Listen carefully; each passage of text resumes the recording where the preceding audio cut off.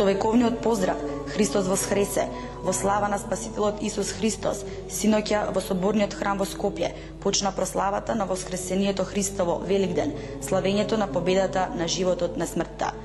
На централната манифестација чино начелствуваше архиепископот Охридски македонски господин Стефан, кој рече дека со воскресението почнува ново време на единство, радост и победа. Со Христос се мерат сите вредности и во времето и во просторот. Воскресението Христово е сила која што предвидува и преобразува. Ништо така и ништо толку не изврши промени во историјата и во животот на луѓето.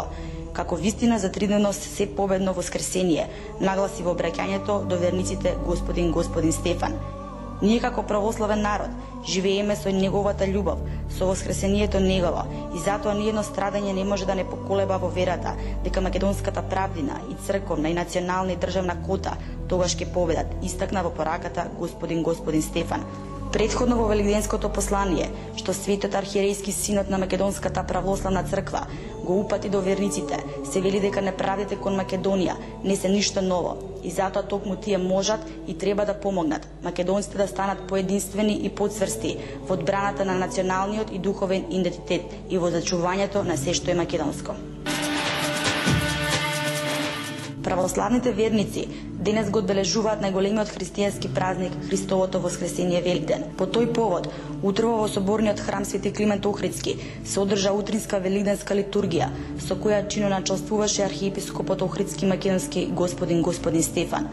Во најголемиот православен храм во земјава, господин Стефан меѓу другото порача дека воскресенскиот торжествен поздрав, тој преславен восклик на победа и триумф, кој ни носи живот вечен, одекнува по целата вселена повеќе од 2000 години.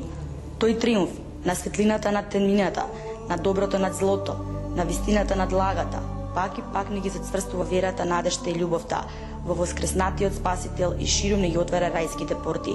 Преку Великденското послание, тој уште порача дека Христовото воскресение да биде духовна пролет, време на милост и проштевање за секого од нас, каде да сме, стоејќи в црква да се потсетиме дека стоиме во океанот на безусловната љубов и на бескрајната милост на воскреснатиот Господ, затоа да застанеме добро и да им простиме на сите што не навредиле.